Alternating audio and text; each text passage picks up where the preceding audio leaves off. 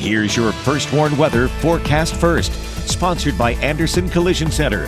Visit driveanderson.com. Well, even though we didn't see as much sunshine today, our temperatures still were able to make it to 60 degrees. Our cloud cover has been aplenty out there, and from that we've had a few light radar returns show up, although not really much of that actually reaching the ground. Temperatures are dropping just a bit. We're still in the 50s, however, from 55 in Rockford, 54 in Rochelle, and 56 our current temperature now in Freeport. As we go through this evening, we've got the cloud cover that'll stay with us down to around 53 degrees once we hit the 6 o'clock hour. Mostly cloudy skies, light shower or two for some after midnight tonight and early tomorrow. I've got the timing of that and our thunderstorm chances too coming up in the First Warn forecast a little later.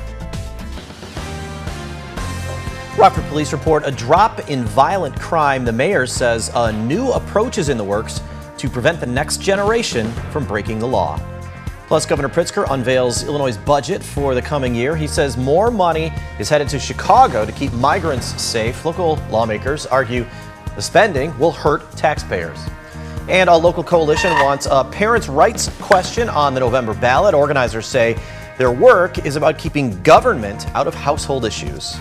Live from WTVO 17, this is Eyewitness News at 5. Good evening, I'm Eric Wilson. Mimi Murphy is off tonight. Two men are wanted after officers say the pair broke into a Rockford home. Last Tuesday, police were called to a neighborhood near North Court and John Streets for a burglary. Investigators describe the men on your screen as persons of interest. If you know who these two are or where they are, contact Rockford PD or Rockford Area Crime Stoppers. The Better Business Bureau warns travelers about getting ripped off ahead of spring break. According to the Federal Trade Commission, in 2022, travelers lost more than $105 million to vacation scams. Crooks lure visitors in with promises of low fees and great amenities for rentals. Con artists may also advertise free vacations without disclosing add-on fees. The BBB recommends travelers schedule their vacations early and avoid deals that sound too good to be true. Rockford's police chief and mayor gave an update on violence in 2023. Their report continues to show a link between violent crime and domestic incidents. Drea Baroni talked with Mayor McNamara about the connection. Drea, he says the city's working on a new plan to address the issue. Yeah, that's right, Eric. Data from the end-of-year crime report shows that 44% of all violent crimes are related to domestic incidents. Rockford Mayor Tom McNamara says the city's approach to crime is changing. They're working to not only stop it when it happens, but also intervene as early as they can in domestic and sexual violence situations to stop the cycle of crime in the city. What's really critical is we are investing millions of dollars and a tremendous amount of effort into intervention and prevention efforts specifically around our youth. I'm proud that these efforts are coming from the listening sessions with people with lived experience. Our grassroots team and our staff are creating programs that meet the needs of the residents that the residents themselves are telling us that they need. I'll have more on the city's report and what they've done to improve crime rates coming up later at 6. Eric? Thank you, Drea. We'll see you then. Governor J.B. Pritzker lays out Illinois' budget for this coming fiscal year. The total is more than $52 billion. Nearly $182 million would head to Chicago to provide shelter and services for thousands of migrants. Governor Pritzker calls his plan cost-effective. Republicans argue spending money on migrants only hurts local families and businesses. We used the most reliable data available and estimated what it would take to ensure that the most basic human needs are met for asylum seekers arriving in Chicago. This plan also includes continuing our efforts to divert as many people as possible away from temporary shelter to more permanent settlement, wherever that may be. Not because we are unwelcoming of immigrants, but because Chicago's shelter system is near capacity, and it is dangerous if migrants have no shelter or support at all. Well, the one thing the governor forgot to mention was to pay for all his new spending, it has over $1 billion of new tax increases on working families and businesses, which is incredible during this economy. And that at the same time, he's talking about $1 billion of increased spending for undocumented health care. That's just wrong. The budget is roughly $12 billion higher than when Governor Pritzker first took office in 2019. The state's comptroller unveiled a portal tracking state spending on asylum seekers. We told you about the new tool yesterday. Since November, the state has spent more than $31 million dealing with the influx of migrants to Chicago. The portal will display a list of individual spending, including what agency paid and where that money was diverted from. Some expenses, like benefits for the homeless, may not be included, even if those benefits are given to migrants.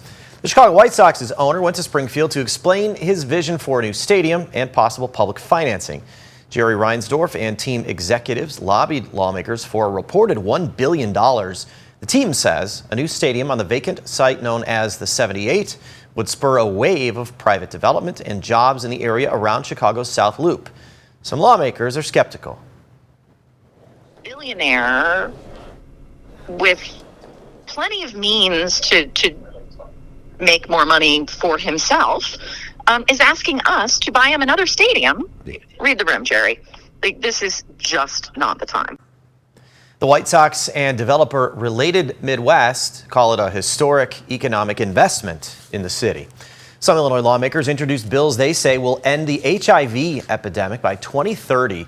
Proposed measures include mandating insurers and Medicaid to cover home test kits, creating Rapid Start HIV treatment pilot sites, and making HIV education available in county jails. The AIDS Foundation of Chicago supports the bills, saying they make ending the HIV epidemic a priority and take steps to achieving health equity in communities impacted the most. A local organization works to put parents' rights on the ballot this fall. The Parents Matter Coalition rallied at Rockford's Veterans Memorial Hall. Group members want to add a statewide referendum for the November general election. The proposal would require parental consent for children younger than 18 to receive non-emergency medical care. Organizers say this issue is about more than being pro-life or pro-gender affirming care. What we're about is actually giving parents the right to make decisions about these matters, especially for their minor children. And again, minor children are defined as those under the age of 18 years. We already have legislation that is on the books that is providing children as young as 12 years old to make decisions about their health care. Children as young as 12 years old have privacy rights over their medical records, and they need to give consent to their parents to even access those records. The coalition's touring the state to collect 500,000 signatures for the referendum. There's a stalemate on Capitol Hill over the southern border. Up next, President Biden says he's willing to sit down with House Republicans about the issue, but only if they also work to aid Ukraine's war efforts. And coming up at 6, Loves Park begins a new partnership with the Rockford Park District. The city's mayor says they're using sports to bring more visitors to the state line. Just a testament to how warm it has been over the last several weeks. Cloud cover today. We were still able to manage that 60-degree mark here this afternoon. We've got a few more 60s on that 7-day forecast, but a breakdown in that pattern could lead to a few thunderstorms tonight and next week. Timing that out when you join me a little later. You're watching Eyewitness News, your home team with Eric Wilson, Mimi Murphy, Scott Leber, and Chief Meteorologist Candace King. The Senate, White House, and House of Representatives are in a standoff over a border bill and aid to Ukraine. The Biden administration says it's willing to talk with House Speaker Mike Johnson, but only if he has something to say. Anna Wernicke updates us on the negotiations in Washington. President Biden says he's willing to sit down with House Speaker Mike Johnson if it means getting more aid to Ukraine. Johnson and House Republicans are demanding tougher border security policies in exchange for their support for the Senate-passed foreign aid package. This was a terrible bill. Texas Republican Senator Ted Cruz says he didn't vote for the Senate's bill because he says it failed to secure the southern border. This bill, number one, would not have fixed the problem. But number two, it would have even made it worse. Cruz and Texas's other Senator John Cornyn say it's now up to House Republicans to pass a better bill. My hope is that Speaker Johnson will take the H.R. 2, which is the tough border security package that the House had already passed, and attach that to the supplemental. But that plan is a long shot, as the House bill would have to go back to the Democratic-controlled Senate for final approval. And Senate Democrats have been clear they don't support H.R. 2. And the White House says if Republicans were serious about addressing the border, they wouldn't have left for a 2-week recess. It is critical that Congress act without further delay. And State Department spokesperson Matthew Miller says part of the president's urgency to strike a deal is because Ukraine needs funding now. Without more support from Congress, Ukraine will not be able to replenish its air defenses and ammunition supplies. In Washington, I'm Anna Warnicki. Rockford's seen back-to-back days hitting 60 degrees. After the break, Candace tells us about our slim chances for showers tonight and the slight cool down headed our way. Now, your First Warn weather forecast from Chief Meteorologist Candace King. Well, we didn't have much sunshine out there this afternoon, but it was nice. Temperature, second day in a row, we hit that 60-degree mark in Rockford, 60 the high in Rochelle, 58 in Freeport, 57 in Janesville, and 55 in Monroe as the above-average warmth continued here. In fact, month to date, it's the warmest February on record with an average temperature over 34 degrees. That has been really impressive. And season to date, when we look at meteorological winter, second warmest season on record. So to say that the warmth has been extreme would, I think, be an understatement, at least for the month of February. And that warmth is going to continue as we round out the end of the month, but we are going to see and feel a little dip in that temperature by the time we start the weekend. Cloud cover, we've had plenty of that through this afternoon, and even from that, a couple of light radar returns, but our dry air mass not really allowing much of that to reach the ground. So if anything, maybe a sprinkle or two here as we go throughout this evening, but a better chance for rain will return once we get into tonight and early tomorrow for some. 55 our temperature now in Rockford, Freeport, 53 in Monroe, and 54 our current temperature down in Rochelle. We take a live look with our Skytrack camera out of the Poplar Grove Airport. Beautiful picture coming in. We're able to see just enough breaks in the clouds to allow a little sunshine here and there. So may it for some be a nice sunset. Otherwise, I think we've got mostly cloudy skies that'll stay with us. Now, what we're going to have for tonight, we've actually got a warm front just to our south. That front inches closer, but it stays south of Interstate 88 and right along Interstate 80. As stronger winds, known as the low-level jet, begin to pick up, that'll interact with that boundary and allow some showers and even a few thunderstorms to develop. This will be most likely after about 10, 11 o'clock tonight to the west and southwest of us, and we'll see those kind of pull north as we head through tomorrow morning. Not really expecting this to be an area-wide event, but places to the south going to be dealing with maybe a few showers and even a rumble of thunder that would take us through early tomorrow. As that low pressure system then passes to our east, we have that wind shifting around to the north. Skies will clear out. We do see a return of sunshine. Colder air lags behind that front, so tomorrow our temperatures are still in the 50s, but by tomorrow night and Friday you'll feel the difference. Cloud cover comes back in on Friday, and what do you know, we've got some blue showing up here on Futurecast. So yeah, with kind of this backdoor cold front coming in, enough moisture and enough cold air above, we could see a couple of flurries mixed in with a few light sprinkles or a light rain shower into Friday afternoon and Friday evening. So that cold front comes in, our warmth takes a brief pause, but not seeing a big drop in temperatures. A high temperature is likely going to stay close to that 40-degree mark for Friday, Saturday, but we are going to see those numbers climb once again by the time we get into next week. Now, there is a marginal risk out for a few stronger thunderstorms tonight, but that is going to be to the south of us. So again, not a concern, and that would primarily contain some hail with any strong thunderstorm or two. But don't be surprised if, let's say, from Sterling to Dixon to just south of Rochelle and DeKalb, you hear maybe a couple rumbles of thunder. 56 for tomorrow, the drop in temperature Friday, Saturday. Overnight lows get a little cool too, especially Friday night, but we warm right back up going Sunday into Monday. Pattern change comes up, Eric, so that could bring us some showers and even some thunderstorms. We'll have to watch some of those thunderstorms, I think, for Tuesday and Tuesday night, but then a drop in temperatures again once we head into Wednesday. It's hard to miss that temperature close to 70, though. Candace, thanks. Scott is in next with sports. The Chicago Bears made some big news with a new coach they hired. And quarterback Justin Fields explains why he no longer follows the Bears on Instagram.